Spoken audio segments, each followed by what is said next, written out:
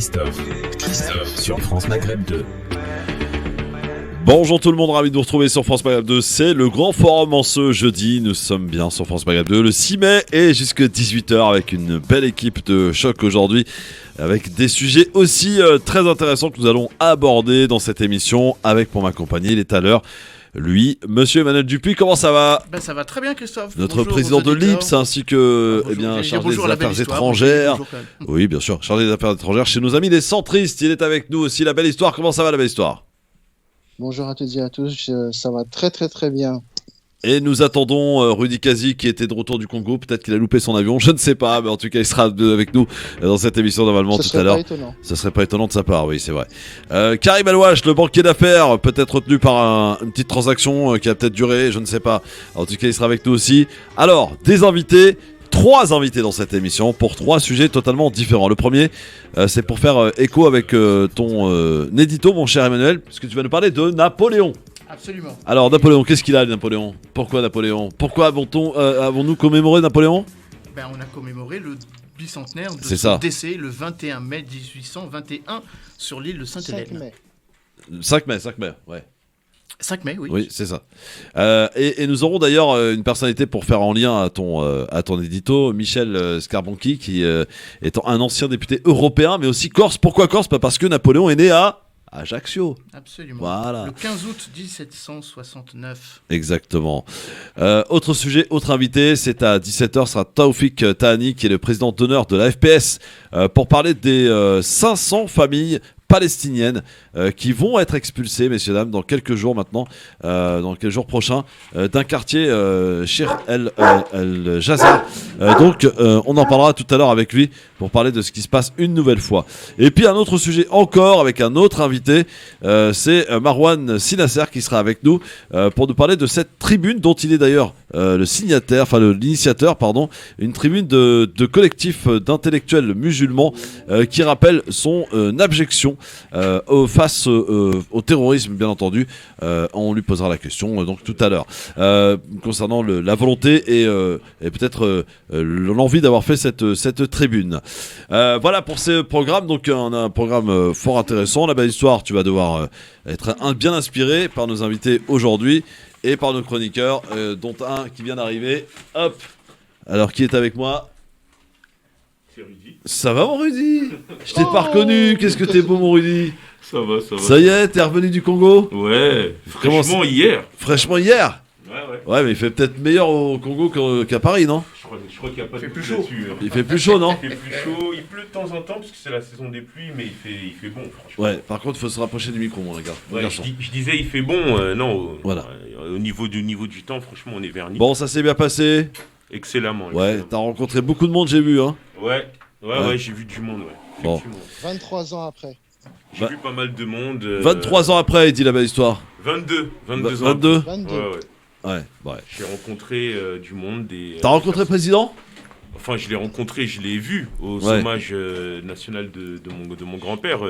Il m'a présenté les condoléances comme le veut effectivement la tradition. La tradition, effectivement. Ouais. Donc, ça fait du bien le retour aux sources ? Ça fait du bien. Franchement, 22 ans après, je me demande encore comment ça se fait que je sois resté aussi longtemps éloigné de mon pays d'origine, puisque je suis français mais aussi congolais, franco-congolais, double nationalité, etc. Donc, mais c'est vrai que la dernière fois, j'avais 15 ans, c'était pour le décès de ma mère. Et là, en revoyant le pays, 22 ans plus tard, en fait, tu as une autre perception. Tu as tendance à voir en fait, ce qui pourrait marcher, ce qui pourrait aller, ce qu'on pourrait améliorer, etc. Et tu as envie de... T'as envie de t'investir. Ouais, comme on peut, tu vois. Et c'est normal, tu vois. Et où mon Karim ? C'est important. Ça va ? Mon Karim Alouache, il semblait te voir. Ça va mon Karim ? Bah écoute, je suis venu. Ah, ça fait du bien de te voir en présentiel quand même. Ouais. Ça va, t'as abandonné tes clients Non, mais j'en ai un nouveau, il est à côté de moi, il veut investir, il a dit. Ça tombe pas dans l'oreille d'un sourd, hein. Chez Karim, hop, investir. Hop là, il arrive. Bon, les gars, eh bien, voici un petit quiz pour commencer cette émission. Merci d'être avec nous encore une fois, Rudy, Karim, Emmanuel. Mes petites questions qui ont tout un rapport avec le 6 mai. Et première question d'histoire d'ailleurs. Quelle est la résidence, la nouvelle résidence de Louis XIV en 1882 Versailles. Oui, Versailles. le château de Versailles, qui donc est le nouveau lieu qui devient la résidence de Louis XIV. Qui est nommé Premier ministre? On est en 2002 en France. Raffarin. Raffarin, Ouais, bonne Raffarin. réponse, la belle histoire. Raffarin, c'était quelques jours, c'est au lendemain de la victoire de Jacques Chirac face à Le Pen, avec le score de 82,23%. On est en 2007, cette fois-ci, Nicolas Sarkozy devient le nouveau président face à Ségolène Royal. Est-ce que vous vous souvenez du score du deuxième tour? 60. Non, c'est moi. 53. 53, qui a dit 53? C'est moi. C'est toi. 53,2 exactement, c'était la bonne réponse. Rudy, bravo. Je cherche maintenant le père de la psychanalyse, né en 1856. Bonne réponse, Freud. Je cherche à présent un politique britannique. Il est né en 1953. Il a été Premier ministre. Tony Blair. Tony Blair, bonne réponse. J'allais le dire. Enfin, je cherche un acteur et un réalisateur et scénariste aussi américain. Il est né en 1961. Il a joué dans la série Urgence notamment. George Clooney. George Clooney, bonne réponse de la belle histoire. Il a tout raflé la belle C'est histoire. normal, il a Incroyable. Google. Quoi? Il a Google. Il a Google, non, il a pas Google, t'inquiète. Non, il triche pas la belle histoire. Google, Attends. c'est dans ma tête. Hein. Ouais, c'est dans sa tête, voilà. Moi, j'en connais qui trichent parfois sur. Moi, j'en connais, voilà, c'est vrai, j'en Moi connais. aussi, j'en connais. J'en connais. Je ne donnerai pas de nom, mais j'en connais. Effectivement. Bon, dans un instant, on va parler de Napoléon, les gars. On va faire un peu d'histoire, ça fait du bien, hein. C'est vrai qu'en ce moment, les profs d'histoire géo, on les voit pas trop. C'est un peu difficile l'école. Ils reviennent. Là. Oui, enfin, ils reviennent, mais pour ça, tu sais qu'on Certains a se sont énormément jamais de arrêtés. retard dans les programmes. Hein, C'est les- une Je noble sais, matière. j'ai une fille qui a 16 ans. donc. Voilà, donc tu le 15 sais, ans. Ouais, évidemment. je sais. On va parler de Napoléon. Il est contesté, mais pourquoi est-il contesté? On va se poser, on va en débattre ensemble dans un instant. Je suis sûr que ça va interpeller Rudy parce que quand on parle de Napoléon, on parle aussi d'esclavage, etc. Et pourtant, il a tellement apporté. Esclavage et colonisation. Oui, mais il a tellement apporté à la Enfin, Ça modernité avait commencé aujourd'hui. avant, quand même, un peu, hein. Le code Ça avait commencé pénal, 2 siècles c'est avant, quand même. Napoléon. Il a remis l'esclavage, c'est vrai. Oui, non, mais ce que je veux dire par rapport à la colonisation, c'est que. Mets ton Ça, casque, on va Rudy, la- mets ton casque, on te parle en même Ouais. temps. Mets Ah ton- oui, pardon, Oui, excuse-moi. bah oui, on En fait de la radio là. Tu la crois colonisation, Anna Guézard-Boicaz là. On a tendance à penser que la colonisation vient après l'esclavage, alors qu'en fait la J'en ai colonisation est arrivée avant l'esclavage. Qu'est-ce que tu veux dire, la belle histoire? Tu veux dire quoi, Rudy? Non, mais justement, je vous dis, et dans ses œuvres, tout à fait. Mais Napoléon, l'esclavage, on va en parler. Bon, et ben on va en parler dans un instant. Bon, on va se cacher. Il y a un ami corse qui va nous rejoindre dans un instant, juste après avoir écouté Emmanuel Dupuis qui va nous dire. Un Canal ami corse. historique. Oui, un ami historique. Il a dit C'est canal Michel. historique, Oui, canal historique. canal historique. Oui. Carbocchi, C'est plutôt de l'autre côté. Hein. ancien député européen. Il est corse, bien sûr, parce que vous le savez tous, Napoléon est né à. Ajaccio. Exactement, bonne réponse. D'ailleurs, une belle statue de lui à Ajaccio. Ah ouais? Avec des marches. Et il y a une tribune qui a été donc faite par notre invité Michel Scarbocchi dans Opinion internationale. Opinion internationale, exactement. Donc effectivement, il nous dira qu'il est très très favorable à ce qu'on non seulement on le commémore, mais voire plus même. Voilà, on en reparle dans un instant. Le contraire aurait été. Restez avec nous, c'est le LGM Karim Alouache, Emmanuel Dupuis, Rudy Kazi et la belle histoire qui passe en mode écriture. On le retrouve tout à l'heure. Et on va jouer dans un instant aussi avec des cadeaux à vous offrir. On n'oublie pas les cadeaux, bien sûr, c'est le ramadan. Il nous reste une semaine, ça y est, la hit c'est la semaine prochaine. On va manger des gâteaux chez Karim jeudi prochain, il paraît. Allez, à tout de suite. France Maghreb 2. France Maghreb 2. Le LGF sur France Maghreb 2, merci d'être avec nous avec Karim Alouache, banquier d'affaires, avec monsieur Rudy Kazi, fraîchement revenu du Congo. Il est vice-président du CEBIF, mais aussi conseiller municipal. Et monsieur Emmanuel Dupuis, qui est évidemment président de l'IPS et délégué national chargé des affaires étrangères chez nos amis les centristes aujourd'hui. Et justement, c'est avec Emmanuel que nous allons commencer cette émission pour parler de Napoléon. Cher Emmanuel, on a commémoré Napoléon. Et ça a créé une certaine polémique déjà. Alors, la polémique avait commencé avant la célébration, enfin la commémoration d'ailleurs, c'est pas une célébration. Précisément, je vais commencer par là. C'est pas la même chose, tu as raison. C'est pas tout à fait la même chose. Le président Emmanuel Macron a eu un parcours mémoriel hier à l'occasion donc du bicentenaire donc de la mort de Napoléon Ier donc sur l'île de Sainte-Hélène le 5 mai 1821 et qui a commencé comme il se doit aux Invalides, où est situé son tombeau, comme chacun le sait, et s'est terminé à l'Institut de France, qu'il avait constitué, du reste, à créer aussi en 1802. Mais la question qui avait été en jachère avant la commémoration, enfin avant cette journée, était justement de savoir s'il fallait commémorer ou célébrer. Et c'est là où je veux en venir, et c'est la raison pour laquelle je m'appuierai sans doute sur l'excellente tribune de Michel Scarbon, je le dis à la française, il le dira à la corse, dans Opinion Internationale, qu'il a livré il y a quelques jours. Premièrement, parce que je partage assez l'avis de Michel. Encore une fois, je serai tout en mesure, c'est ma nature centriste qui veut ça peut-être quand Michel évoque des tentatives qui sont avérées de ce qu'on appelle la woke ou la cancel culture, ça nous vient des États-Unis, à savoir de ripolliner et de remettre en cause ou de lire aujourd'hui l'histoire d'hier. Emmanuel Macron a eu une formule qui convient parfaitement au propos en disant qu'on ne peut pas juger l'histoire ou juger le passé avec les lois du présent. Et je crois que ça, c'est très important. Michel, d'ailleurs, et je me permets de le citer, parle de cette ingratitude naturelle d'un pays qui, s'il se complaît à invoquer en permanence son histoire passée, a toujours du mal à honorer à sa juste mesure ce qu'il doit, ou ce que les personnages historiques doivent. Et c'est de là que je vais commencer mon propos, en essayant évidemment d'éluder aucune question, et notamment les questions qui fâchent. Premièrement, en disant qu'Emmanuel Macron avait, avec le général, enfin d'abord le lieutenant, puis le capitaine, puis le général, puis l'empereur, quelqu'un qui lui ressemble beaucoup. Ayons quand même à l'esprit que le jeune nationaliste corse, car il est de l'île de Beauté, qui était un fervent défenseur de l'idéal révolutionnaire, notamment à travers la personnalité du révolutionnaire corse qui était Pascal Paoli, je le dis encore une fois à la française et non pas à la corse, qui le premier a échafaudé une constitution à vocation européenne. D'ailleurs, on a coutume de dire dans les milieux européistes que c'est le premier Européen, en tout cas, qui a pensé l'administration européenne. Et quand même, il faut avoir à l'esprit que la temporalité et l'immensité de l'œuvre de Napoléon Bonaparte, encore une fois en éludant aucune question, ressemblent quand même bigrement à la fulgurance politique que le président de la République aime à s'approprier. Premièrement, il était donc capitaine à 24 ans, d'ailleurs, en quelques mois, arrivé à Toulon, comme tout jeune capitaine, réussissant à libérer la citadelle de Toulon en quelques mois, 3 mois, 1793, il devient général, donc à 24 ans, il devient empereur. Il devient général à 24 ans, il devient empereur à 34 ans, et d'une certaine façon, c'est le premier élément de réflexion. Il y a quand même beaucoup de Macron dans Bonaparte, ou beaucoup de Bonaparte dans Macron.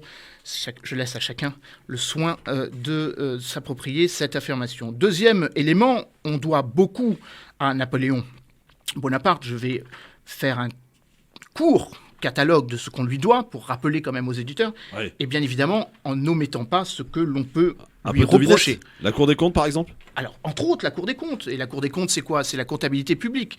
Bien sûr, il ne vous aura pas échappé que ce sont les impôts que nous allons payer d'ici quelques mois. Le code pénal ? Mais c'est le code pénal et le code civil, c'est le Conseil d'État, ouais. C'est la Cour des comptes, ça a été mentionné, la Banque de France, oui. L'administration préfectorale, l'administration... Ouais.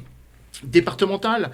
D'ailleurs, la France, comme aimait à le rappeler Victor Hugo, était une France en plus grand, puisque on avait coutume de dire que la France allait de Lübeck à Rome, 130 départements, 110 millions de Français. Mais évidemment, ça ne se limite pas qu'à cela. La Légion d'honneur, le musée du Louvre, les écoles militaires, Saint-Cyr, Polytechnique. Le président Emmanuel Macron a rendu un juste hommage à ces deux écoles hier lors de son discours à l'Institut de France. Le service de santé des armées, qui se rappelle à notre souvenir dans la politique vaccinale, mais également... de la voirie aussi. Les réformes de la voirie à Paris. Les réformes de la voirie et les nombreux legs dans la pierre, hein, l'Arc de Triomphe, le Palais d'Orsay, la Colonne Vendôme, la rue Rivoli, la place Bellecour à Lyon, bien sûr, je n'oublie pas nos amis de province, le pont des Arts, et le pont de Sterlis, le pont des Nez à Paris, le pont de Pierre à Bordeaux, etc., etc. Mais également en matière de gestion des cultes. N'oublions pas que le consistoire juif ainsi que le concordat ont été créés sous Napoléon Bonaparte, que l'administration bonapartiste, et la France bonapartiste, oui, avait initié une relation diplomatique singulière avec l'Empire ottoman à travers ce qu'on appelle le divan, et qui a permis évidemment de penser la relation avec nos voisins du sud et de l'est de la Méditerranée. Et c'est le premier avec le consistoire juif, le Concordat et un islam qui par la suite deviendra républicanisé, qui a pensé la relation autrement qu'avec la religion catholique. Ça, c'est d'une certaine façon ce qui a valu l'admiration de ses pairs et des nombreux intellectuels, auteurs, écrivains, qui ont vu en Napoléon Bonaparte la phase de génie, que ce soit Stendhal, que ce soit évidemment Chateaubriand, auquel on a tous référence, ou Goethe, qui ont tous été séduits par le personnage. Un petit peu plus tard, Victor Hugo a dit que la geste de conquête napoléonienne ressemblait aux États-Unis d'Europe, en tout cas appelé à ces États-Unis d'Europe. Nous sommes en 1849. Chateaubriand a eu cette formule en disant que de son vivant, il a tenté de maîtriser l'Europe et en tant que, et suite à son décès, il l'a possédée, et mettant en avant le caractère immémorial de sa mémoire. Mais il y a évidemment, je n'oublie pas non plus le legs révolutionnaire. Il se trouve que beaucoup des acquis révolutionnaires ont été portés à travers un certain nombre d'organisations. Je pense notamment à la future unité italienne qui adviendra quelques 40 ans plus tard. Mais à côté de cela, il y a le côté un peu sombre, ou en tout cas critiquable. Et un peu, c'est oui, le mot est faible quand même, Manuel. Un peu sombre. Mais je rappellerai quand même. Mais il t'a dit qu'il veut être mesuré. Je vais être mesuré. Comme tout bon centriste. Je vais être mesuré. Alors je me corrige, ou je m'auto-censure. Oui, sombre. Évidemment, Napoléon Bonaparte, en 1802, a rétabli l'esclavage qui avait été aboli par la Convention en 1794. Il faudra attendre 1848, comme vous le savez, avec Victor Schœlcher, pour que il l'a regretté définitivement. Il l'a d'autant plus regretté. Il l'a d'autant plus regretté qu'on oublie de dire qu'il a aboli le Code noir en 1815. Donc il l'a lancé, mais on oublie de dire qu'il l'a lui-même aboli. Évidemment, on omet de rappeler cette vérité. Mais néanmoins, c'est une vérité. Il a rétabli le Code noir avec l'esclavage pour l'abolir avant. Oui, mais bien sûr. Mais en même temps, le Code noir est devenu nul et non avenu à partir de 1815, au moment où il a été de nouveau aboli et rétabli par la monarchie. Puisque je rappelle que ça a été rétabli jusqu'en 1848. Et puis, bien évidemment, il ne faut pas oublier cet élément qui n'est pas juste un trait d'histoire. On pourrait rajouter aussi le fait que Napoléon Bonaparte, et que vous parlez à quelqu'un qui connaît bien le milieu de défense, a certes été auréolé des victoires ô combien méritantes et ô combien admirables. Et on pense notamment à tous à la victoire de décembre 1802, oui, je ne me trompe pas, 1802, c'est ça, d'Austerlitz, la victoire d'Austerlitz, mais également ne pas avoir oublié que ce sont près de 5 millions de Français et d'Européens qui sont morts durant les campagnes napoléoniennes. Et bien évidemment, tout cela est immortalisé, même si ça ne peut pas être immortalisé à travers une œuvre artistique, à travers le tableau du 2 et du 3 mai, Dos et Tres de Mayo, de Goya, donc, qui relate un événement tragique, l'exécution des résistants de l'armée espagnole défaite en 1808. Et puis, bien évidemment, au-delà de tout ça, il y a ce que cela révèle de notre devenir ou de ce que nous sommes. Et c'est là où je voudrais terminer mon propos, en mettant en avant le fait que on ne peut pas d'un côté célébrer De Gaulle, qui d'une certaine façon avait, souvenons-nous-en tous, tenté à un moment de rétablir la monarchie, parce qu'il estimait que la situation était tellement exceptionnelle qu'il fallait retrouver une administration qui fonctionne. On ne peut pas, d'un côté, honorer des personnalités politiques qui, ô combien, ont leur part d'ombre, et de l'autre, remettre en cause celles qui sont plus éloignées de notre histoire immédiate. Et c'est ça. Pas la même part d'ombre, quand même. Entre De Gaulle et Napoléon, c'est pas la même part d'ombre. Bah alors là, on peut la même part d'ombre, c'est ça. On peut y venir. La liberté des peuples à disposer d'eux-mêmes n'a pas été favorisée totalement par le général de Gaulle. Du moins, il faudra attendre 20 ans pour que ce soit une réalité. Entre le discours de Brazzaville et la libération, et donc la fin de la colonisation, il y a quand même 18 ans, pardon, pas 20 ans. Donc on peut quand même en discuter, on peut quand même en débattre. Bon. Mais je trouve, et ce sera ma phase de conclusion... Là, tu nous as fait une chronique à la Rudy Kazi, là. Ouais, mais juste terminer Il a fait une propos. chronique, il a fait une chronique à la Emmanuel Dupuis. Voilà, absolument, je ne change pas. Je pense qu'elle me correspond parfaitement, cette chronique. Et je trouve, encore une fois, je ne suis pas conservateur, mais le fait de tout remettre en cause est très dangereux. Et je ne vois pas pourquoi on ne peut pas honorer, encore une fois, la commémoration et la célébration méritent aussi un travail historique, parce que la négation, et c'est là où je veux en venir, est sans doute la pire des trahisons. Savez-vous qui est le personnage le plus connu au monde après Jésus-Christ ? Napoléon. Pourquoi devrions-nous, alors que nous rêvons... C'est pas Mahomet ? Ah non, c'est Napoléon. Tu es sûr ? Ah non, sûr doute, et certain. Ah non, c'est sûr et certain. Non pas que je veux satisfaire mes amis mais, musulmans qui m'écoutent, mais... Non, J'ai la un personnalité... doute. Mais du séparatisme pour dire Non, c'est de la politique. La personnalité la plus connue, le sondage qui a été posé Dans les personnages historiques en personnage le historique, 2, c'est Napoléon. c'est Napoléon. Franchement, Bon, aujourd'hui, je pense pas que ce soit le cas. Mais Encore une fois, je vous dis, je me permets de le dire, je te donnerai tout ce qu'il faut, on peut venir encore une fois. Je me Si permets on d'avoir y- une réserve, Ah, si tant est qu'on alors, peut... donc, Que tu ne cèdes pas des envies napoléoniennes... non, mais parce que d'attenter à la liberté d'expression. donc que les Non, choses, mais je rigole. je le redis de manière la plus Je prosaïque dis les possible. versions Brazzaville. Je vous donnerai les un références. peu différentes. Un peu. Il revient du Congo, c'est pour ça. ouais, voilà, c'est ça, voilà, c'est ça. Il a l'habitude congolaise. Mais tu as vu Donc, mes D'ailleurs, il est bien Ah, sapé, hein. Il est sapé comme un Oh, Congolais, non. hein. Donc voilà, sapé comme jamais, hein. Tout ça pour dire que je ne vois pas pourquoi, et je trouve ça particulièrement désolant que l'on cherche des modèles que l'on cherche à reconstruire une histoire de France ô combien chaotique. Elle a été chaotique depuis Clovis, du reste. Et si on veut réécrire la totalité de l'histoire, à ce moment-là, l'identité devient un exercice un peu compliqué, car les entités des uns ne s'agglomèrent pas ou ne se rassemblent pas, mais elles se divisent. Et je trouve que c'est profondément anti-français. il y en a un qui a écouté ta chronique, mon cher Emmanuel. C'est un ancien député européen. Il est corse, puisque Napoléon était corse, bien sûr. Michel Scarbanchi qui est avec nous. Alors, comment on dit à la Corse d'ailleurs ? Bonsoir, monsieur Scarbanchi. Buonasera. Buonasera. Bonsoir et bienvenue. Scarbanchi. Scarbanchi. Alors, vous avez écouté Emmanuel Dupuis. Oui. Quelle est votre Ah, il a réaction, dit- Michel Scarbanchi ? On n'enlève pas un mot à ce qu'il a dit. Il a oublié deux choses. Ah, Il a oublié, un, que Napoléon a créé le corps des sapeurs-pompiers de Paris, ouais. Et de Marseille. à qui nous devons d'avoir sauvé la cathédrale lors de son incendie Mhm. récemment. Et deuxièmement, quand il parlait de Napoléon dans le monde, c'est vrai que c'est le deuxième personnage après Jésus le plus connu dans le monde. Tous les sondages internationaux. Malgré le les démontrent. réserves de Rudy Kazi, oui. Et Non, mais Et en c'est-à-dire, même vu temps, comme il est le personnage l'islam numéro un progresse pour les dans Britanniques. Attends, laisse Pour parler les l'invité, Britanniques, Rudy. pour les Anglais, il est le personnage numéro un alors que c'était ses plus farouches adversaires.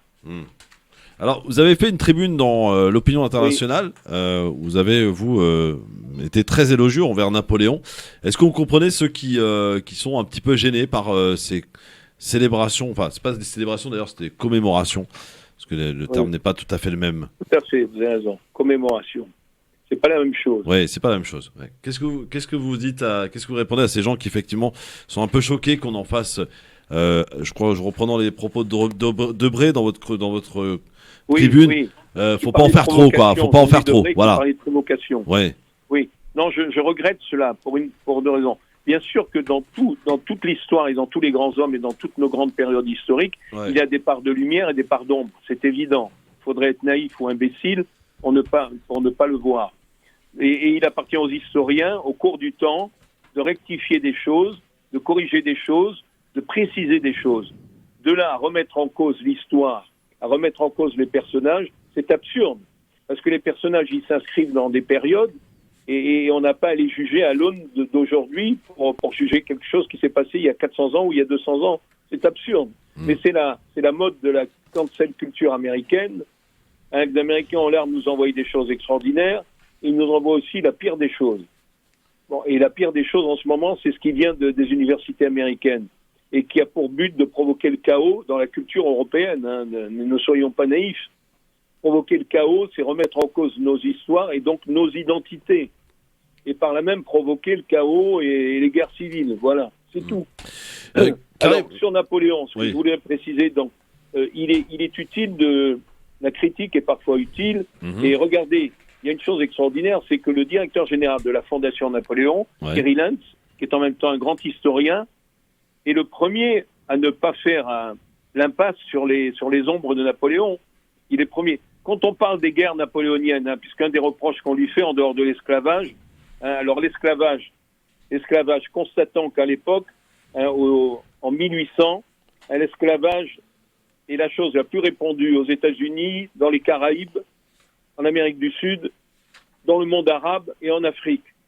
C'est-à-dire, il y a au moins 40% de la planète qui vit sous l'esclavage. Et donc, on reproche à Napoléon ce qu'on ne reproche pas aux autres. Qu'est-ce que vous avez à répondre à ça, Karim Alouache, par exemple, tiens. Non, mais ça, c'est parce que aussi c'est... Le monde arabe était le premier esclavagiste de la planète, en 1800. Le monde arabe. Karim, le monde arabe. Je rajoute que parmi les 5 présidents américains, ils sont tous esclavagistes. Les 5 premiers présidents américains. Karim Alouache. Bah oui. Oui, alors. Non, bah après, il faut comparer ce qui est comparable. Faut pas renier l'histoire, faut vivre avec. Elle est là, elle est ce qu'elle est, mais elle est là. Et moi, je pars du principe que c'est pas en déboulonnant des statues qu'on avance. Il a une belle statue d'ailleurs, je crois, à Ajaccio, Napoléon. Bien sûr. Ouais.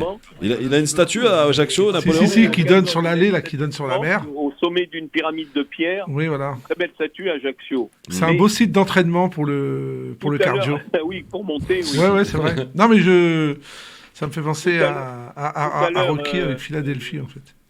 Emmanuel Dupuis a cité quelque chose d'important. On connaît très mal cette période de Napoléon quand il a entre 17 et 22 ans, quand il est très jeune et qui se cherche et qui se construit personnellement. Il est nationaliste corse. Il est nationaliste. Or, dans l'histoire corse la plus récente, les nationalistes ont toujours privilégié Pascal Paoli, qui était le chef nationaliste corse par excellence, et qui est l'homme qui a créé la première constitution communautaire européenne, qui fait qu'il est cité dans la Constitution américaine. Et Paoli, Bonaparte, le jeune Bonaparte idolâtrait Paoli. Et quand vous lisez les lettres de Bonaparte à l'abbé Raynal, à Necker, tous les courriers qu'il écrit à l'époque, parce qu'il écrit beaucoup, il veut même faire un livre sur l'âme corse, il traduit des idées nationalistes fortes, violentes même, et contre la France, contre Paris, contre la monarchie. Il devient ensuite républicain, révolutionnaire, et après vous connaissez la suite. Oui. Bon. Non, mais alors, Karim Alouache, oui. Déjà, il était nationaliste corse, mais il a trouvé que la Corse était trop petite, donc il a dit autant reprendre la France et puis tout ce qu'il y avait autour. Parce que je crois qu'il a aussi été roi d'Italie, si je dis pas de bêtises. Non, oui, après. Oui, après il a été aussi. C'est une anecdote. Quand il est jeune capitaine d'artillerie, son frère Lucien, qui est un homme politique important déjà, et qui va devenir après président de l'Assemblée nationale suite à la Convention, son frère lui organise un rendez-vous avec Paoli. Ouais. Et Paoli reçoit Bonaparte, qui est déjà un chef un peu prestigieux, mais qui n'est que capitaine d'artillerie, pour en faire le chef de son armée corse. Et l'entretien entre les deux hommes se passe mal, et Bonaparte, qui admirait Paoli, brusquement découvre qu'il a peu à voir avec le personnage. Et donc, on peut imaginer que si Bonaparte était devenu chef de l'armée corse, il aurait fait probablement une brillante carrière en Corse, mais il n'aurait pas eu la carrière d'empereur qu'il a eue en Europe, en France et en Europe. Oui, effectivement. J'aimerais, juste avant c'est pour la petite histoire. Oui, Michel Scarbonchi, merci beaucoup en tout cas d'être là. Rudy Kazi, quand tu entends... Juste avant de donner à Rudy, je me suis trompé. Austerlitz, les auditeurs auront évidemment 1805. Corrigé, c'est pas 1802, mais 1805. 2 décembre 1805. Rudy Kazi, qu'as-tu à répondre à toute cette discussion qu'on a depuis tout à l'heure avec Emmanuel, avec Monsieur Scarbonchi? Écoute, moi, ce que je peux te dire, c'est que... toi, franco-congolais, on rappelle. Ouais. Faut-il non, le j'insiste, parce que ça... Non, mais si ça a de l'importance, quand même. Ça a du sens, Non, mais en tout cas, ce qui est intéressant à dire, c'est comment est-ce qu'en fait, l'histoire peut être vécue en fonction en fait des personnes qui en sont tributaires. C'est ça en fait la vraie question. Et comment est-ce qu'on construit la nation autour d'une histoire. On a coutume de dire, ça c'est dans le droit constitutionnel, que la nation, elle se construit soit au travers d'un peuple qui a la même culture, qui a la même langue, qui a la même provenance, qui a la même monnaie ou autre, ou bien elle peut se construire en fait en fonction de la manière dont ce peuple veut composer ensemble pour construire un avenir meilleur. Donc aujourd'hui, la question de ce qu'on appelle les identités, elle doit se construire en fait en fonction de ce que l'on veut bâtir demain. Quand je dis ça, je suis pas en train de dire par exemple qu'il faut déboulonner de l'histoire ce que Napoléon a apporté, ou même ce qu'il a apporté même de mauvais ou de néfaste. Mais il s'agit en fait de rappeler par exemple que ce qui est raconté sur Napoléon, ou au-delà de ce qu'on appelle la cancel culture, c'est pas en fait le fait qu'il ait rétabli l'esclavage, c'est plutôt en fait une forme d'idéalisme en fait de la personne qu'est Napoléon. Et on le comprend par rapport à la personne qui écrit l'histoire. C'est pareil par exemple quand vous prenez Ernest Lavis, par exemple, qui était celui qui pourvoyait les manuels d'histoire de l'époque. Par exemple, l'esclavage, c'était juste une trace. Donc, comment est-ce que vous voulez qu'une génération qui se constitue au travers, son éducation, dont l'éducation se constitue au travers d'écrits qui sont un peu faussés, on va dire, au départ, peuvent comprendre ceux qui sont tributaires de cette histoire, notamment par les conséquences de l'esclavage. Je rappelle que l'esclavage a créé le racisme. Et si aujourd'hui, il y a des personnes qui subissent le racisme, c'est à cause de l'esclavage. Donc, il ne s'agit pas en fait de dire Napoléon est un meurtrier, mais il s'agit en fait de poser sur la table tout ce qui permet de bâtir une nation aujourd'hui et de rappeler concrètement dans l'histoire aussi ce que Napoléon a mené comme conséquence. Non, tu diras rien du tout parce que j'ai la pub. Michel Scarbanquier, vous ne quittez pas. Voilà. On poursuit ce débat dans un instant avec Rudy Kazi, Karim Alouache et Emmanuel Dupuis sur France 2. À tout de suite. Oui, c'est la pub qui te coupe et tu peux rien faire. La pub, tu vois, c'est le côté libéral que Karim aime bien d'ailleurs. À tout de suite. On compléterait On y va. France Maghreb 2, France Maghreb 2. Le grand forum, merci d'être avec nous. Nous avons parlé il y a quelques instants de Napoléon et de Macron, le président Emmanuel Macron, qui a commémoré avec Emmanuel Dupuis, Napoléon. Oui. Et tu as décidé d'en revenir. Nous sommes avec toujours Rudy Kazi et Karim Alouache et notre invité aussi Michel Scarbanquier qui est à l'origine aussi d'une tribune qui a été publiée dans l'opinion-international.com. Vous pouvez la retrouver en ligne, cette tribune de Michel Scarbanquier qui est avec nous sur France Maghreb 2. Michel, pour finir, Napoléon, on lui doit beaucoup en Orient, ou l'Orient lui doit beaucoup. Michel Scarbanquier, vous m'entendez ? On a perdu, je crois, Michel. Je peux peut-être répondre à la question. Oui. Alors, l'Orient lui doit beaucoup. Déjà, on en discutait hors antenne. Il faut récupérer la période à laquelle Napoléon Ier accède au trône. Début du 19e siècle, où effectivement il y avait une culture de l'antique, ce qu'on appelle la culture de l'antique. Alors on a retrouvé Michel Emmanuel, pardon, je posais la question. On redécouvre les racines helléniques, ou gréco-helléniques et également égyptiennes. Michel a raison de rappeler que l'expédition d'Égypte a été une expédition militaire, mais aussi une expédition culturelle, avec les artefacts que l'on a retrouvés au musée du Louvre. Du reste, le musée du Louvre existe parce qu'il y a eu cette expédition. Michel Scarbanquier. Oui. Non, il révèle, grâce à cette expédition, l'égyptologie, et avec le travail de Champollion sur les hiéroglyphes, et il permet de révéler au monde une civilisation de 2000 ans, 3000 ans, et les pharaons, les pyramides, etc. Donc c'est une partie de notre histoire qui se trouve révélée grâce à cette expédition. Bon. Ensuite, son expédition militaire se passe pas bien. Il rentre, et c'est là où il devient, après son coup de force, ou son coup d'État, comme on voudra, à l'Assemblée, il crée le consulat. Voilà. Ouais. Mais je voulais revenir sur le coup des guerres napoléoniennes, qui est un reproche qu'on lui fait en permanence. On oublie une chose, c'est que dès qu'il devient consul entre 1802 et 1815, il y a 7 coalitions des monarchies européennes contre Napoléon, parce qu'il est identifié comme étant l'héritier de la Révolution française et des idées de la Révolution française, n'oublions pas, qui étaient des idées de progrès, de liberté, d'égalité. Et donc les monarchies européennes ne supportent pas cela et lui font la guerre. C'est pas lui qui déclenche les guerres, ce sont les autres qui l'attaquent à chaque fois. 7 coalitions, 29 batailles, 30 batailles en fait. Il en gagne 29, il en perd une, Waterloo. Bon, voilà. Et en dehors de ces malheureuses campagnes, les seules campagnes que Napoléon a initiées, c'est la campagne malheureuse d'Espagne, une belle erreur, et la campagne de Russie, deuxième erreur. Pour le reste, on lui a imposé les guerres. Il ne faut jamais oublier ça. On lui a imposé les guerres, et il les a toutes gagnées, mais on lui a imposé. Et à chaque fois qu'il battait une coalition, un an après, une nouvelle coalition se formait pour lui refaire la guerre. Pourquoi ? Parce il fallait absolument liquider les idées révolutionnaires. Et les Anglais étaient en première ligne pour ça. Pas seulement parce qu'ils leur faisaient le blocus continental, mais parce qu'ils propageaient des idées que les monarchies ne pouvaient pas supporter. Les monarchies étaient des systèmes féodaux. Et donc, Napoléon, c'était la liberté, c'était l'égalité, c'est le progrès, c'était les êtres humains à part égale, etc., avec le code civil et le code pénal.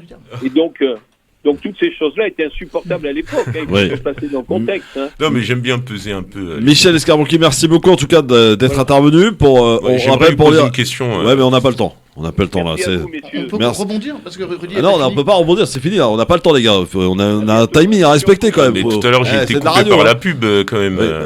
Oui, c'est comme ça, c'est de la radio, mon frère. D'accord, mais redonne-moi la parole au moins une seconde. Je fais ce que je veux en fait. Bon, merci monsieur Escarbonqui, à très bientôt. Merci Michel. À très bientôt.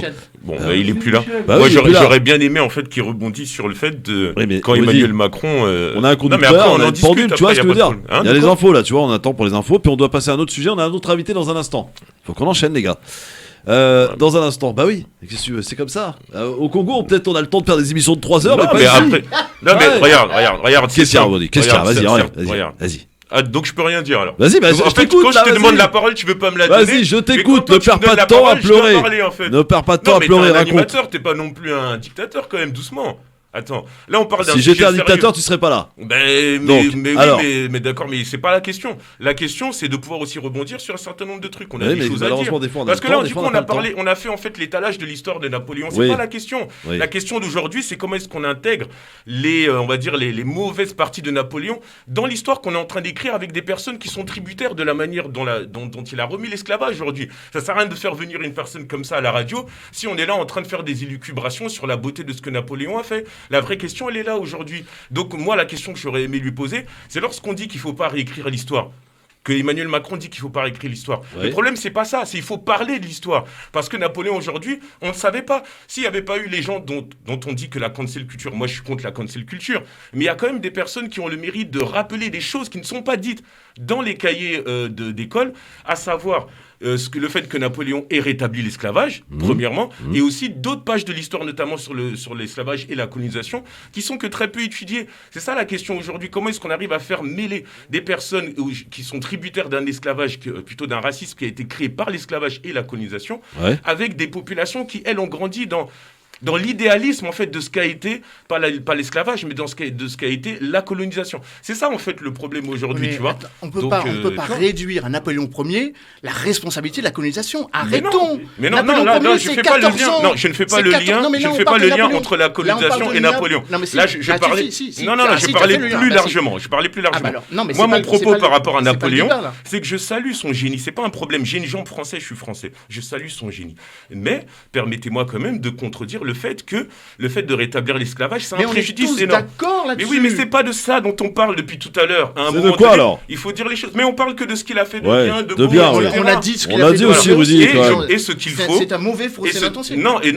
Et ce qu'il faut, c'est parler dans les livres d'histoire du fait que Napoléon ait rétabli l'esclavage. Ce qui n'est pas la réalité. As-tu vu les livres d'histoire récemment ? C'est pas la réalité. Non, mais je te pose la question. Et d'abord, on parle de quelle classe ? Alors, on étudie quand, Napoléon ? Tiens, en quelle classe ? Karim, tu sais, toi ? Mais je crois que c'est en quatrième. Parce qu'il faut savoir de ce dont on parle. Bah oui, mais quatrième. Moi, je suis prof. Mais c'est pas parce que t'es prof. Non, mais je te le dis. C'est pas parce que t'es prof. Alors, je te pose une question. Oui, mais d'accord, on n'est pas à l'école. Tu me poses d'école, on n'est pas à l'école. On n'est pas à l'école. Tu n'es pas avec un étudiant, Emmanuel. Non, mais ce que je dis. Tu peux pas affirmer des choses. Le débat, ce n'est pas la réécriture de Napoléon. Le débat, c'est de parler de ces parts d'ombre et dans l'histoire. Aujourd'hui, dans la manière dont l'histoire de Napoléon est écrite, on ne parle pas suffisamment de ces parts d'ombre. Nous, on en parle, mais je parle dans les manuels d'histoire. Est-ce qu'on peut entendre Karim ? Là, aujourd'hui, sur le plateau, on n'est pas dans l'éducation nationale. Je t'invite. Voilà, il faut reconnaître qu'on ne parle pas suffisamment des parts d'ombre de Napoléon. C'est la vérité, oui ou non? Non, parce que tu n'as pas lu les livres. Mais c'est faux. Mais c'est faux. Bien sûr que je les ai lus. Mais bien sûr que je les ai lus. Et moi, j'ai pas été à l'école. Tu viens de me dire que j'ai pas été à l'école. Mais c'est faux. Maintenant, je te parle pas d'il y a 20 ans, mais 30 ans. Maintenant, ok, on commence à en parler. Mais voilà. Mais d'accord. Mais le fait qu'on commence à en parler veut dire qu'il y a des parties qui sont encore omises. Donc il y a plus de bon dont on parle de Napoléon que du moins bien dont on parle. C'est la réalité. D'accord. Voilà. On a équilibré. Karim, c'est bon. Karim, tu conclus? C'est bon, ça y est, vous avez fini, les gars? Bon, très bien. Voilà, c'est la liberté d'expression, on parle dans ces... Oui, bah oui, ça, j'ai vu ça, j'ai vu ça. Que ce soit étayé. Mais des fois, on pense un peu pour pouvoir parler. Il faut que ce soit étayé. Karim. Karim, Alouache, stop. Si on base toutes nos réflexions et notre vie et nos constructions sur ce qui a été mal fait, l'esclavage a été aboli et c'est une très bonne chose. Et il ne faut pas essayer de revivre un peu perpétuellement dans le passé. Salim. C'est comme les guerres, c'est comme bon. Ah oui, bien sûr. Bon, Salim est avec nous, 01 40 33 9000. Il écoute votre débat, les gars. Salim, bonjour. Attends, on écoute. S'il vous plaît, là. Oh, on n'est pas à Beurre FM ici, c'est pas... voilà, on se tait. C'est chiant, mais on en parle, on a le droit Salim, d'en parler. redis. Oh, on est à la radio, là. Mais faut pas être grossier, moi je suis pas grossier. Voilà. Salim. On parle d'un sujet important, faut pas être grossier. Salim. Comme tout le monde, on a tous nos opinions, aussi. C'est bon, je vais couper les micros sinon. Allô, Salim. Alors. Salim, on t'écoute, vas-y, ils veulent pas te laisser t'exprimer, hein, t'as vu, hein? Bonjour mon Salim. Non, mais la culture d'avoir le dernier mot, c'est pas bon. Salim. C'est par rapport à Napoléon Bonaparte. Oui, vas-y, on t'écoute, Salim. Du coup, moi, j'ai eu la chance donc d'avoir étudié en école privée. Pendant le cours d'histoire, on parlait de Napoléon Bonaparte. Ouais. Comme un stratège, comme quelqu'un qui a inventé le code civil, il a fait des trucs impeccables. Ouais. Donc, j'ai envie de dire, pourquoi aujourd'hui, en 2021, on ressort un débat qui, honnêtement, il n'a même pas lieu d'être. Parce que voilà, il vaut mieux parler des trucs bien qu'il a fait, que tout être humain a fait des trucs bien et pas bien. Mais si on parle que du truc pas bien, ben, ça cache les trucs bien, quoi. Et honnêtement, ce débat-là, il sert à rien, en fait. Bon, merci à toi, Salim, en tout cas. Ce débat sert à rien, c'est ce que nous dit Salim. Voilà, il faut parler des trucs bien et des trucs moins bien. Bon, il faut être équilibré, je pense. Plutôt essayer d'être équilibré. Honnêtement, je pense que je comprends pas la polémique parce qu'on a vraiment dit. Je crois, dans mon propos, parce que c'est moi qui ai proposé ce débat, que j'ai vraiment fait la part des choses en faisant 50%. Et je trouve que c'est très malhonnête de dire que c'est quand même le caractère négatif qui doit l'emporter parce qu'on n'a pas parlé jusqu'à présent. Ça, c'est la woke culture ou la cancel culture. Non, il faut être équilibré maintenant et non pas... Il faut être égalitaire et non pas dans l'équité. Non, en général. Je dis en général. Et moi, je crois qu'il faut, surtout ces débats de colonisation, d'esclavage, il ne faut pas vivre par procuration. On ne va pas redéterrer. Qu'est-ce que ça apporte aujourd'hui, l'esclavage dans les pays occidentaux? Parce qu'il en existe toujours de l'esclavage. Hein. Entre parenthèses, il y a beaucoup de gens qui vivent sur le... Enfin, ça a été officiellement aboulé, le dernier État étant mais officieusement, ça existe. On parle d'esclavage moderne aujourd'hui. Mais moi, je me pose toujours la question, qu'est-ce que ça apporte de redéterrer des trucs comme ça? Mais s'il n'y a pas que l'esclavage, sur d'autres sujets.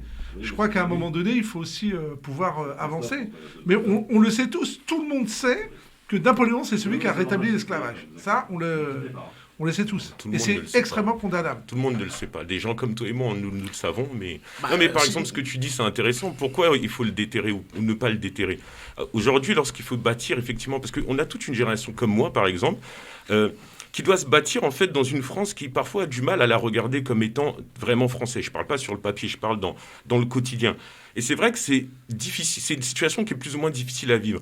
Et quand on voit qu'il y a des figures du passé qui ont leurs controverses personnelles, qui ont plutôt tendance à être encensées et la réalité, on va dire, mesurée, n'est pas toujours au rendez-vous, ça pose un peu problème. Et là, je parle par rapport à une génération qui, elle, a grandi dans le récit plus ou moins enjolivé de la personne. Donc je ne parle pas des personnes qui ont lu on va dire la nouvelle lecture de Napoléon sur les 10 dernières années. Tu vois ce que je veux dire? Je parle d'une population qui est au pouvoir aujourd'hui, ou qui est, on va dire, qui est en capacité de faire des choses, qui, elle, en fait, a une autre vision parce qu'elle a grandi, en fait, dans cette écriture idéaliste, en fait, du personnage. Et c'est face, en fait, à cette population, en tout cas, ce type de population, que, du coup, il est parfois difficile de s'inscrire dans une francité que eux, en fait, si tu veux, ils vont pas en percevoir, en fait, la difficulté par rapport à un racisme qui est ambiant, mais que des fois, ils ne perçoivent pas au travers du regard qui peut être le nôtre. Bon, on en reparlera un de ces quatre, les amis. Il faut qu'on enchaîne. Hein. Vous comprendrez évidemment. On a un autre invité que je vous propose d'accueillir. Il s'appelle Taoufik Tahani. Il est président d'honneur de la FPS pour parler du sort de ces 500 familles palestiniennes qui vont être expulsées dans les tout prochains jours d'un quartier que certains connaissent, de Shir el-Jarrah. Monsieur le Président, bonjour. Bonjour. Bonjour et bienvenue sur France Maghreb 2. Qu'est-ce qui se passe exactement pour ces 500 familles, dans ce quartier Shir el-Jarrah? Bon, ce sont 500 personnes, hein. C'est pas des familles, c'est 500 personnes donc qui habitent, qui résident dans le quartier Shir el-Jarrah qui se trouve à Jérusalem-Est, qui est considéré comme un territoire occupé selon le droit international, et qui logent pour une grande partie d'entre eux là-bas, ou bien leur ascendant depuis 1948. Beaucoup parmi ces gens qui habitent Shir el-Jarrah, ils ont été expulsés en 1948. Ils habitaient Haïfa ou Jaffa ou Saint-Jean-d'Acre, etc. Et après la Nakba, après l'expulsion des Palestiniens, il y a un certain nombre qui sont allés à Jérusalem et ils ont été logés dans ces quartiers. Et il y en a qui ont acheté leurs biens, il y a d'autres qui ont été logés par les autorités jordaniennes qui géraient Jérusalem-Est. Il y a eu plusieurs reventes plus tard, et tout, etc. Et maintenant, on veut les expulser de chez eux pour donner leur maison à de nouveaux colons juifs.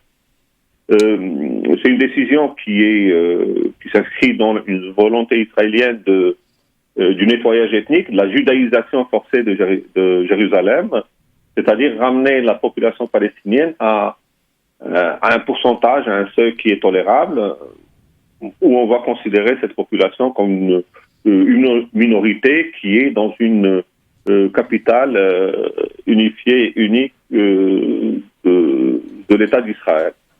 Donc ça, c'est l'expulsion de Monsieur Tahani, pour être très clair, pour qu'on comprenne bien, donc c'est 500 personnes qui effectivement habitent dans ce quartier, qui vont être délogées, qui vont pas être délogées, qui vont être expulsées parce qu'on souhaite y installer des colonies, des colons, quoi. Absolument, mais c'est ça le but, c'est de mais que fait le monde? Que dit le monde? Population juive et assurer la judaïsation de Jérusalem. Monsieur Tahani, aucune condamnation mondiale. Est-ce que je vois aucun responsable politique n'a pris la parole pour dénoncer ce qui se passe? Écoutez, le problème c'est que quand vous voyez par exemple les consulats généraux des différents pays européens en poste à Jérusalem, dont le consul général français, il est déjà parti rendre visite à ces familles et puis il y avait des communiqués qui n'ont pas été largement diffusés, où il rappelait que Israël n'a pas le droit d'expulser ces populations palestiniennes. Donc il y a une position, mais qui de toutes les chancelleries occidentales là-bas, mais qu'ils essaient de cacher. Comme vous avez dit, elle n'a été dite par personne parce que en fait personne n'a entendu. Personne n'a entendu.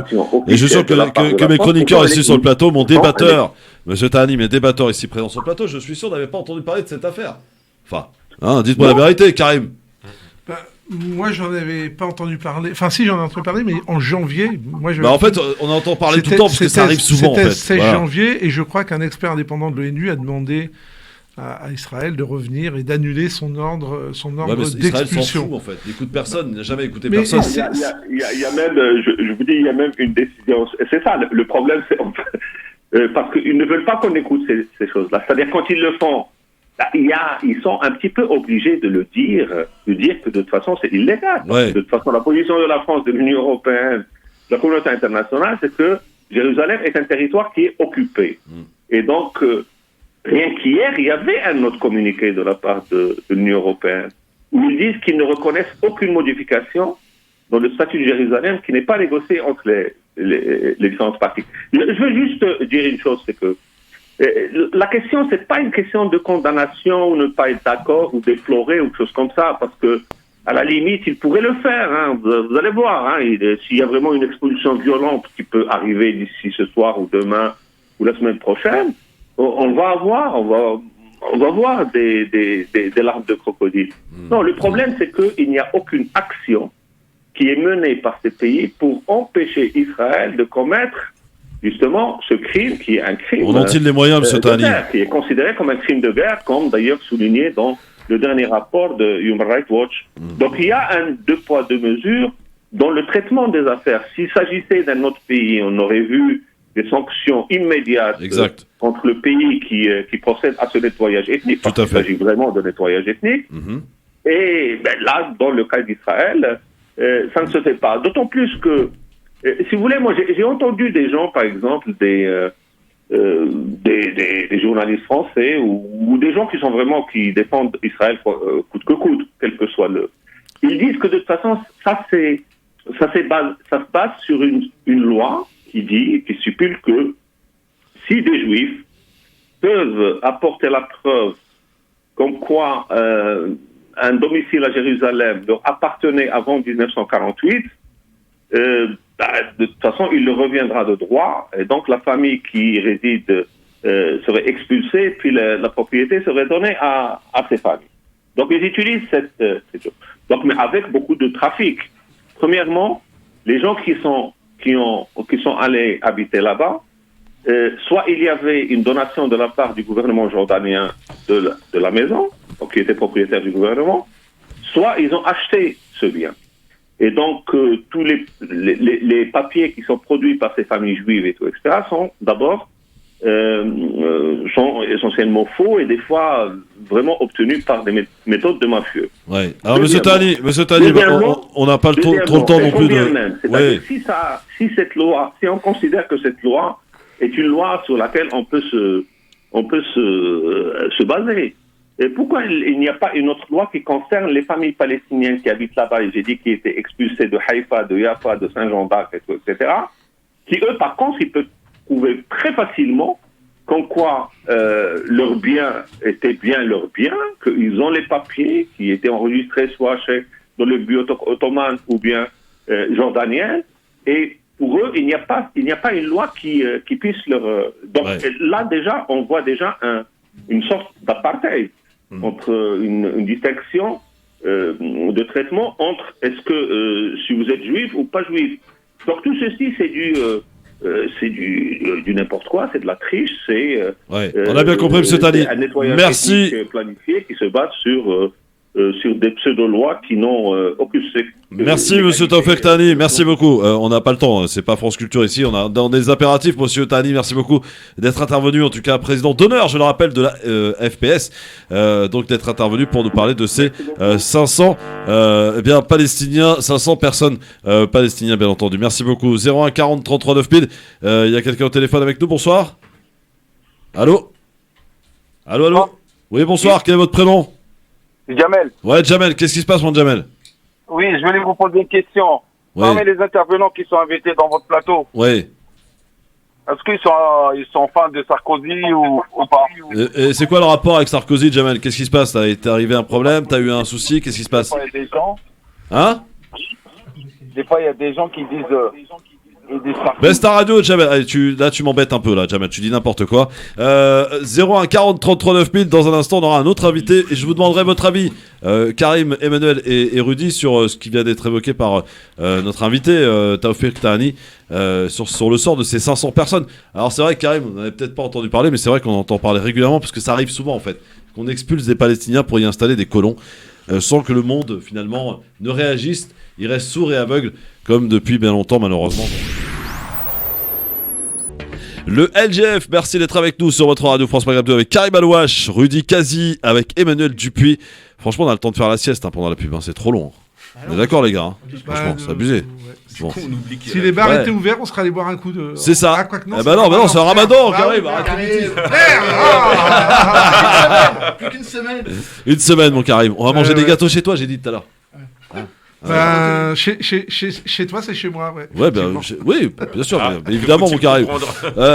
Il a dit oui, c'est tout. Voilà, c'est ce qu'il faut comprendre. Alors, en plus, c'est bien parce que là, on a mis la piscine, on a réouvert la piscine. Ah ouais, mais il fait un peu moche là en ce moment. Ouais, mais elle est chauffée, nous. Ah ouais. Oh pardon. Donc c'est bon, on vient alors. Eh ben on va tous venir alors. L'équipe du LGF dans la piscine de Karim. S'il le Une dit, c'est qu'on émission vient. chez Karim. Voilà. Ah bah ouais. Les pieds dans l'eau, les pieds dans Non, l'eau. mais on fait une émission en direct de ta piscine, mon Karim, quand tu veux. Les pieds dans l'eau. Et j'espère que tu mettras ta caméra en route, Rudy, parce que ça vaut le coup. Ouais. Ça, c'est sûr. Ça, c'est ça par contre, il faut que ça soit en Ramadan parce qu'il y a des choses qui sont pas tout à fait halal. Allez, tout de suite, on va avant d'accueillir notre invité et avant de parler de cette tribune signée par un collectif d'intellectuels musulmans mettant une objection contre le terrorisme, pour le terrorisme, pardon.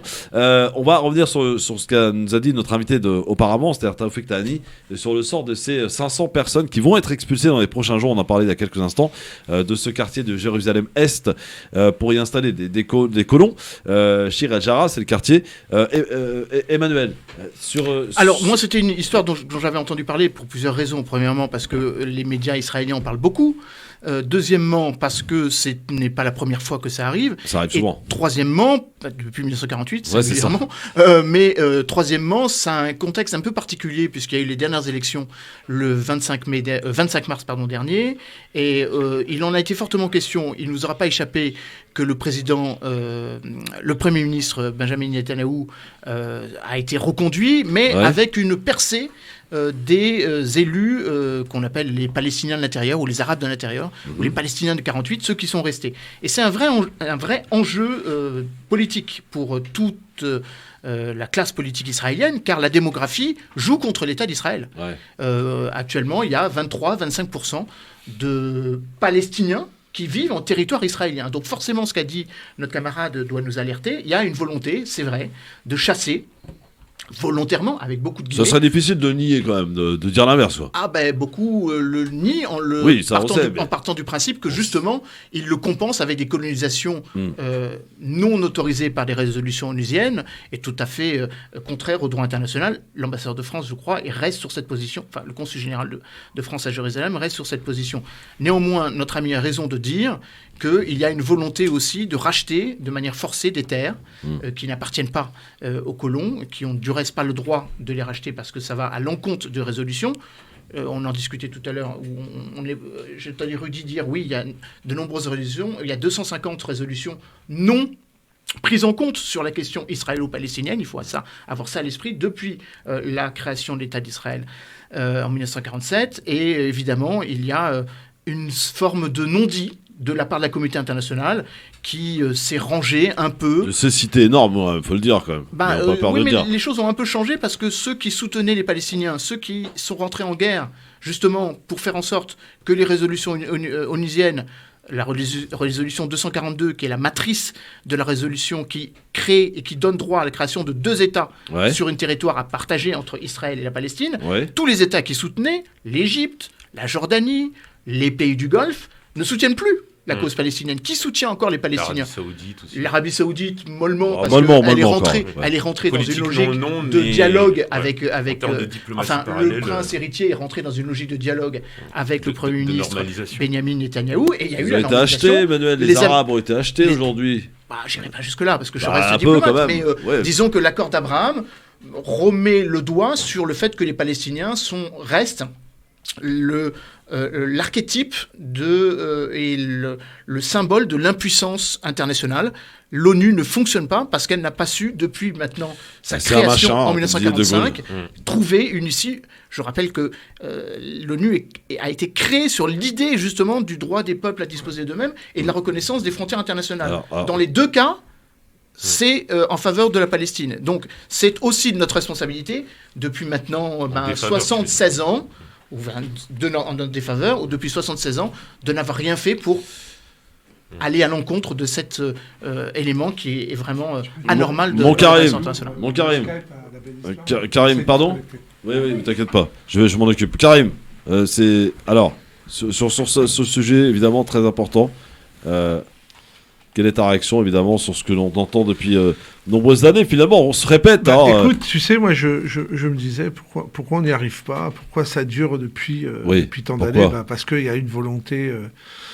je dirais, il n'y a pas une volonté de régler le problème, tout simplement. Et d'ailleurs, ça nuit à tous, puisque aujourd'hui, c'est ce qui fait que ce sujet est exporté un peu partout et souvent mal interprété, mal compris par les peuples. Ce qui se passe aujourd'hui, c'est qu'il y a clairement une forme de lassitude. Après, c'est comme toute forme d'expropriation, bien sûr. C'est pas juste, c'est pas normal. Moi, je parle de justice parce que je suis pour la justice. Je suis même pas dans le jugement de telle ou telle population. Ça serait une autre population. C'est exactement la même chose. Ou comme le cas des expropriations que l'on trouve régulièrement en France avec des administrations qui vont décider de faire passer une route à tel ou tel endroit et qui vous disent votre maison... ça paraît comme hallucinant. C'est hallucinant. C'est un constat et je vois pas ce qu'on peut faire. Ils sont pas nombreux à gueuler quand même, Karim, à s'offusquer de ce qui se passe là-bas. Non, mais clairement, je crois aussi que peut-être que la durée du sujet, là, hélas, banalisée, quoi. Il y a une chose plus grave à mon sens. Non, il y a une chose plus grave à mon sens. Je sais pas ce qu'en pense Rudy. C'est qu'aujourd'hui, dès que tu vas parler de ce sujet, en particulier des colons, d'Israël et compagnie, on va tout de suite se taxer. Et c'est là le danger et le chantage d'antisémites. C'est-à-dire clairement aujourd'hui, ce mot revient régulièrement à la figure des gens qui osent critiquer la politique israélienne. Alors moi c'est antisioniste plutôt. Si je peux me permettre. Antisionisme, antisémite, c'est la même chose pour eux. Non, c'est pas tout. Moi je sais que c'est pas la même chose, mais pour eux oui. Et ils font le lien. C'est pour ça que je pense qu'il faut clamer deux choses par rapport à ce que tu disais, l'antisémitisme et l'antisionisme. L'antisionisme. C'est pas la même chose, évidemment, on le sait. Mais en fait, le problème, c'est qu'aujourd'hui, il faut être maintenant en capacité de pouvoir expliquer ce que l'on entend par antisionisme à chaque fois qu'on brandit le mot antisionisme, en fait. C'est-à-dire d'être contre cette C'est-à-dire qu'on va devoir s'expliquer à chaque fois et répéter, se justifier, voilà. C'est ça. Écoute, je crois qu'il n'y a pas le choix. Ça devient pénible au bout d'un moment. Voilà, d'être contre cette logique prédatrice de l'État d'Israël a effectivement violé tous les accords que c'était pourtant accordé à signer. Donc c'est ça en fait. Et justement, c'est un faux débat en fait que d'emmener la question de l'antisionisme. Alors c'est vrai que c'est pas moi qui l'emmène, donc je dis pardon. Oui, non, je parle pas de toi. Je parle pas de toi. Les adversaires des Palestiniens. Non, mais c'est pas toi. Je parle pas de toi. Mais c'est vrai qu'il y a des antisémites qui sont antisionistes. Maintenant, tous les antisionistes ne sont pas forcément antisémites, dans la mesure où il y a des juifs qui eux-mêmes sont antisionistes et qui vivent sur le sol juif ou à d'autres pays, dans d'autres... Donc qu'est-ce qu'on va dire ? Ça veut dire que ces personnes-là sont antisémites contre leur propre peuple, contre leurs ancêtres, leurs parents. Ça n'a pas de sens. Non, il faut pouvoir éviter en fait de jeter des anathèmes pour éviter justement de parler de ce qui fâche, c'est-à-dire en fait cette prédation territoriale de l'État d'Israël.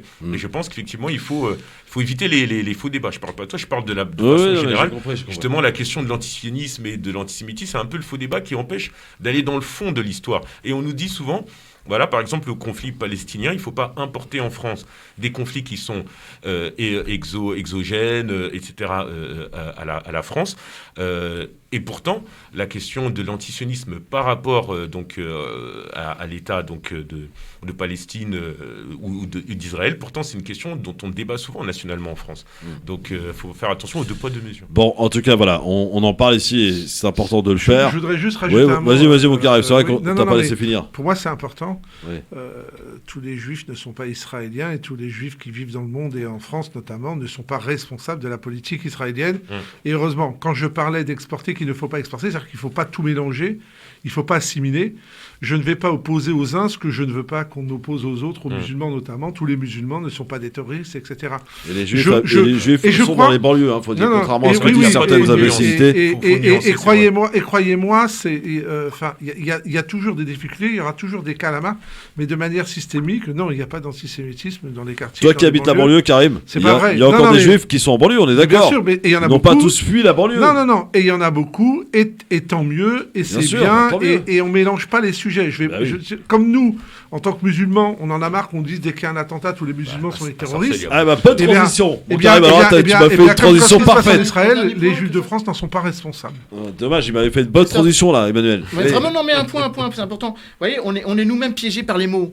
Depuis tout à l'heure, on parle d'Israël. Ouais. Non, le Likoud, ce n'est pas la seule force politique israélienne. Benjamin Netanyahou n'est pas le Premier ministre qui, depuis 48 et non plus 47, État de la déclaration d'indépendance d'État Israël, pose la question. On a une tendance à dire que, en gros, l'État d'Israël est représenté par le pouvoir, le pouvoir qui est en place.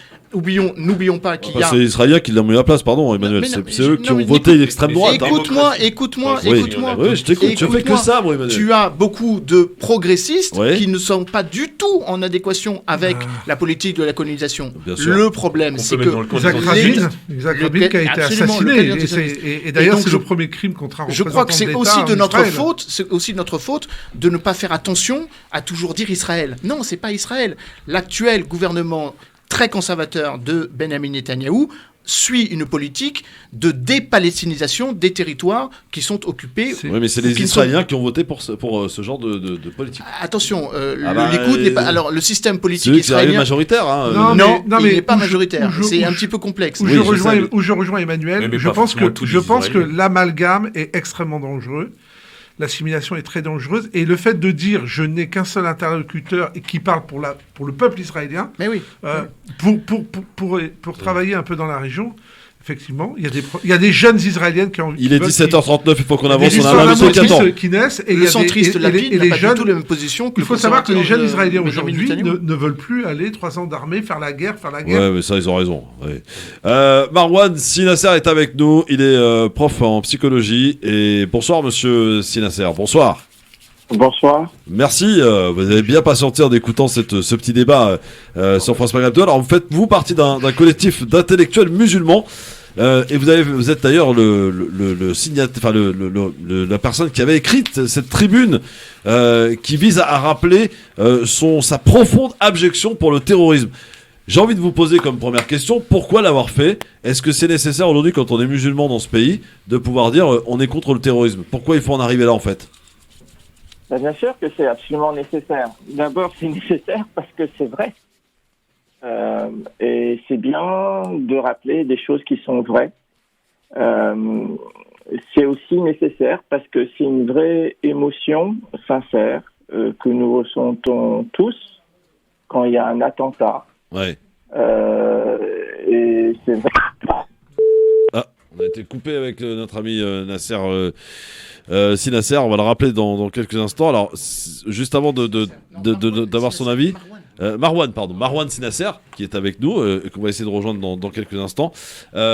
Emmanuel, tiens, sur le fait, par exemple, que des musulmans, un collectif d'intellectuels musulmans décide d'écrire une tribune pour se distinguer finalement et pour condamner le terrorisme. Est-ce que c'est bel et bien nécessaire ? Moi, je m'interroge là-dessus. Alors, la présentation est un petit peu limitative. Ce n'est pas seulement pour dénoncer le terrorisme, mais pour dire que les fondements qu'utilisent les terroristes, les djihadistes, les hadiths, un certain nombre de réflexions ou d'interprétations du Coran sont religieusement non valables. Oui. Et c'est ça que dit surtout la tribune. Point de contrainte à religion, en se basant d'ailleurs, en faisant ce qu'on appelle littéralement une exégèse du Coran, en rappelant ce que dit le Coran et non pas la manière dont un certain nombre l'interprètent. C'est ça le principal... c'est le boulot du CFCM, non ? Non, c'est pas le boulot. C'est le boulot de tout intellectuel. Marwan, c'est le boulot de. Je termine une phrase. Le boulot de tout intellectuel, de toute personnalité engagée dans la vie politique et sociale, de rappeler un certain nombre d'éléments. D'ailleurs, il n'y a pas seulement que des intellectuels loin du fait religieux, puisqu'il y a beaucoup d'anthropologues du fait religieux. Je pense à Dounia Bouzard, je pense à un certain nombre d'autres spécialistes en religion. Mon ami Karim Ifrag, que je peux citer, on ne va pas citer certains et pas d'autres, mais il y a beaucoup de spécialistes de l'islam qui se sont exprimés dans cette tribune. Donc c'est pas juste une tribune de musulmans qui viendrait condamner le terrorisme. Il n'y a pas Chalgoumi. Bon. Non. Sinon je l'aurais pas cité. Marwan Sinasser, justement par rapport à ce que vient de dire Emmanuel, il a raison d'ailleurs, dans mon introduction, j'avais oublié quand même l'essentiel, c'est de dire attention, on peut pas être musulman et accepter ce qui se passe en notre nom, et vous avez rappelé les valeurs, bien entendu, de notre religion, qui est l'islam, monsieur Sinasser. Oui, d'abord, nous avons appelé les valeurs de la France et les valeurs de la République, puisque nous vivons en France et nous faisons partie de la société française. C'est un fait. Et ça veut dire que le fait que nous acceptons la société française, puisque nous vivons dedans, nous en sommes des éléments. Donc un attentat terroriste c'est un attentat contre la société française. Donc c'est un attentat qui est d'abord contre nous-mêmes. C'est ça la motivation profonde pour laquelle nous avons pris la parole. C'est que pour nous, il n'y a pas d'incompatibilité entre d'un côté notre citoyenneté et de l'autre côté notre foi religieuse. Mais monsieur Sinasser, que répondez-vous à ces 99% de musulmans qui vous disent « Écoutez, moi j'ai rien à voir avec ces gens-là, avec ces fous alliés, je connais ma religion, rien n'interdit à personne d'aller lire, hein, d'ailleurs c'est écrit dans le Coran, Iqra, j'ai pas à m'excuser et j'ai pas à me justifier de ce qui se fait en mon nom. » On s'excuse pas de ce qui se fait en notre nom. Mais tout ce que je peux vous dire, c'est que justement, on a voulu faire parler cette majorité silencieuse, écrasante, des 99% de musulmans qui se reconnaissent pas dans le terrorisme. C'est peut-être même 99,9%. Oui. Et ces musulmans qui sont, on parle de musulmans modérés, mais qui sont d'abord des Français et des musulmans et qui sont pas spécialement modérés, qui sont juste normaux, ne se reconnaissent pas dans le terrorisme et dans ce que le terrorisme représente, dans cette idéologie. Et ce que je peux vous dire, c'est que vu les commentaires qu'on a sur la tribune... Oui, quels sont les commentaires ? Eh ben, les musulmans sont contents que des gens parlent. Alors, tout le monde n'a pas forcément le temps de prendre un week-end pour écrire une tribune, mais les gens sont contents et l'impression que nous avons eue dans le collectif, c'est qu'on a donné une voix à cette majorité silencieuse de gens musulmans, français, qui font partie de la société française tous les jours, qui sont policiers, qui sont professeurs, qui sont éducateurs, qui travaillent à l'hôpital et qui font partie de la société française. Donc, si vous voulez, ces musulmans-là, qui sont l'écrasante majorité des musulmans, ils se reconnaissent parfaitement dans la tribune, parce que qu'est-ce qu'elle dit, la tribune ? La tribune dit qu'on est français et dit que la lecture du Coran, lorsqu'on le lit de manière intégrale, lorsqu'on a une proximité avec les textes religieux, la condamnation du meurtre est absolument claire. Et on cite les versets qui le montrent. Il n'y a pas le meurtre. Oui, il y a un vrai travail de recherche pour le coup, pour mettre en valeur votre propos dans cette tribune qui a été publiée dans l'Obs, hein, c'est ça ? Oui, absolument. C'est la tribune qui a été publiée dans l'Obs le mercredi 28 avril. Et vous parlez de recherche, c'est intéressant, vous parlez de recherche. On n'a pas spécialement recherché les versets, ils existent. Bien sûr. Non, tout lecteur, toute lectrice du Coran qui lit le Coran, en ce moment, pas qui lit un verset, mais qui lit le Coran, l'ensemble du texte, ne peut faire, à mon avis, que cette interprétation. C'est-à-dire que, pour être très clair, j'ai pas spécialement l'impression qu'on a interprété le texte. On a juste dit ce qu'il y a vraiment dans le texte. Alors j'ai envie de poser la question à Karim Alouache qui est ici avec nous. Qu'est-ce qu'il pense de cette action ? Moi, il y a quelque chose qui me dérange. Oui, voilà, c'est bien ce qui me semblait. Moi, je condamne tous les crimes, toute forme de terrorisme. D'abord, vous représentez. Oui, bien sûr. Vous ne me représentez pas. Moi, je condamne toute forme de terrorisme en tant que Français, point à la ligne, pas en tant qu'autre chose. Et il faut rester dans ce cadre, je dirais, républicain. Je n'ai pas à être plus choqué si on doit être plus choqué. J'ai le même sentiment face au terrorisme que tous les Français. Je condamne toute forme de violence et point à la ligne. Et j'ai pas à le faire plus. Vous savez, mais mon grand-père est arrivé en France en 40 pour sortir les Allemands. Il est jamais rentré en Algérie. Mon père est arrivé en 48 pour reconstruire la France. On n'a pas à ne justifier de notre statut de Français et je n'ai pas à plus ou moins réagir comme si j'allais demander demain à un juif, parce qu'il est juif, d'aller plus condamner les crimes en Israël que quelqu'un d'autre. Tout ce qui est crime doit être condamné de la même manière. Il n'y a pas de hiérarchie.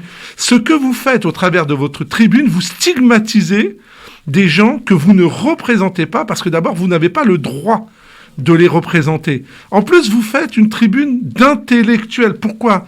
Les musulmans qui ne sont pas des intellectuels n'ont pas le droit d'expression. Réponse de monsieur Sinasser. Non, mais sincèrement, moi, ça me dérange. Ça me dérange qu'on revienne pour stigmatiser. Vous savez le sentiment que ça me donne ? Ça me donne le sentiment, attendez, on va jouer le bon musulman. Quand on est musulman, on condamne toute forme de terrorisme et on le combat. J'ai bien compris ton hostilité face à cette tribune et à cette action. Monsieur Sinasser va te répondre. Alors, d'abord, vous avez parfaitement le droit d'avoir cet avis. Nous sommes on a la liberté de absolument. Merci. Et sur le fond, on se rejoint, puisque vous condamnez le terrorisme. La seule différence, c'est que nous avons estimé que ça valait la peine de le dire, puisqu'on a le droit de s'exprimer, on peut s'exprimer en non, tant parce que Français. En faisant ça, vous êtes dans la justification, et c'est ça qui me dérange. Vous savez, on justifie rien du tout. C'est au contraire, on attaque le terrorisme. Vous savez, on s'adresse à tout le monde. On s'adresse à toutes les personnes qui peuvent lire. On s'adresse, y compris aux islamistes, qui sont justement pas les musulmans, qui sont des gens qui, pour nous, ont dévoyé le message et le sens de ce que c'est que le Coran. On est tous d'accord là-dessus. Oui, je comprends que cette tribune puisse vous déranger, et c'est tout à fait votre droit. Mais c'est aussi notre droit de nous exprimer. Nous ne représentons personne. Nous disons simplement que nous sommes français, nous sommes musulmans, et ça nous semble intellectuel musulman, important, monsieur publiquement. Sinasser. Sur le fait que ce soit intellectuel musulman, on a l'impression que les autres n'ont pas d'avis ou n'ont pas d'avis à exprimer. Écoutez, je vais être très concret. Qu'est-ce qu'un intellectuel d'abord, tiens? Écoutez, c'est très simple. La tribune a été publiée le mercredi 28 avril. Oui. D'accord. Oui. J'ai appris l'attentat, comme beaucoup de gens, le vendredi soir. Oui. Vous comptez le nombre de jours entre le moment où la tribune a été acceptée le mercredi matin et le moment où nous avons eu l'idée de faire la tribune. Il s'est passé 2 ou 3 jours. Donc nous avons voulu réagir rapidement, sous le coup de l'émotion, parce que la France est frappée encore par un nouvel attentat, une fonctionnaire de police. On est dans une année où on a eu d'autres attentats, Samuel Paty, la basilique de Nice. Donc nous avons voulu prendre la parole parce que ces attentats nous heurtent comme d'autres personnes. Simplement, nous avons voulu prendre la parole pour nous exprimer dans ce pays. D'accord. Alors, question rapide, s'il vous plaît. Nous n'avons pas eu le temps de manière, je vais être très clair. Oui. On aurait bien voulu faire circuler la tribune. On l'a pas fait pour des questions de temps, simplement. Il nous reste à peine 2 minutes. Rudy et Emmanuel, si vous avez une question chacun rapide, s'il vous plaît, les enfants. Je t'en prie. Non, alors moi, c'est pas une question, mais c'est un peu pour défendre la méthodologie.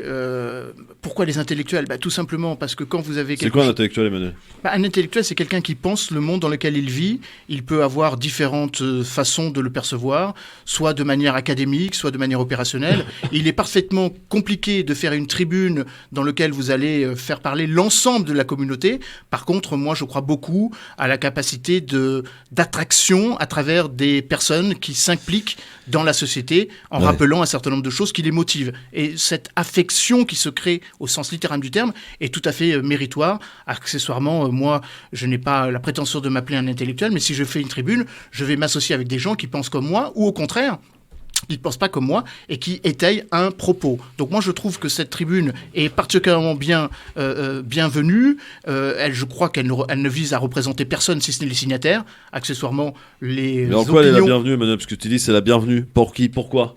Parce elle est la bienvenue. Elle est la bienvenue pour montrer qu'il y a un certain nombre de responsables associatifs, un certain nombre de responsables universitaires qui ont envie de s'exprimer sur ce sujet, et c'est premièrement leur droit. Il y a pas, parce que je sens la question.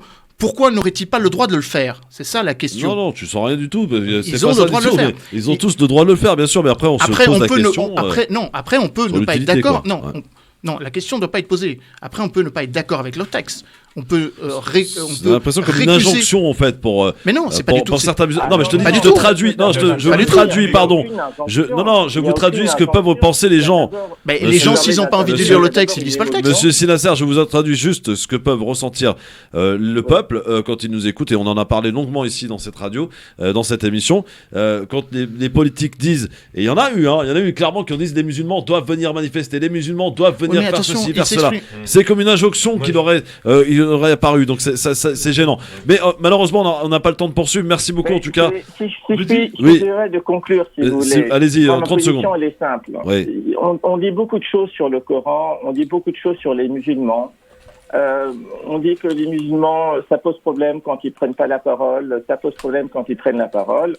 Le texte n'appartient à personne. Oui, vous avez raison. Il appartient à vous, à ceux qui l'ont écrit, effectivement. Il appartient à ceux qui le lisent. Oui, aussi. Et les gens peuvent faire ce qu'ils veulent du texte. Ce qui est important, c'est que nous avons voulu, si vous voulez, publiciser les sources du Coran, les sources des versets, que les gens peuvent consulter. c'est un travail de publication au sens premier du terme. Les gens peuvent consulter, les gens peuvent ne pas être d'accord avec les... France Maghreb 2, France Maghreb 2. Le grand forum, merci d'être avec nous avec Rudy Kazi, Karim Louache, avec Emmanuel Dupuis qui sont avec nous depuis tout à l'heure. Et une chronique résumée, alors pas tout à fait une chronique résumée, d'ailleurs je crois, La Belle Histoire, c'est une première dans l'histoire de tes chroniques. C'est un contre-courant ce soir que tu nous proposes cette chronique, La Belle Histoire, on t'écoute. Oui, alors il n'y a aucun sujet qui a été abordé dans ma chronique, mais j'ai pris quand même... j'allais dire les mots qui représentent un petit peu la carrière napoléonienne de l'ami Napoléon. La chronique ce soir s'appelle tout simplement Chahinez. Ma chronique de ce soir s'avérera rude de propos tant cet énième féminicide perpétré à Mérignac près de Bordeaux a été extrêmement grave. Hier, Stendhal le disputait au scandale quand le rouge et le noir ont caractérisé la noire destinée par le rouge sang maculé. Elle avait 31 ans, femme discrète, employée de mairie et maman de 3 enfants. Et comme tout conte de fées, son meurtrier présumé de mari, venu vendre à sa belle famille un destin à la Chateaubriand, lui faisait la belle cour sur place publique. Préside à un avenir que l'on pensait meilleur pour Chahinez, mariage doré entre l'Algérienne en île de beauté en alliance avec l'île de mocheté morale machiste. Mounir, lui, a vendu Vendôme, né un enfant de leur union, puis c'est le fantôme de l'opéra conjugal.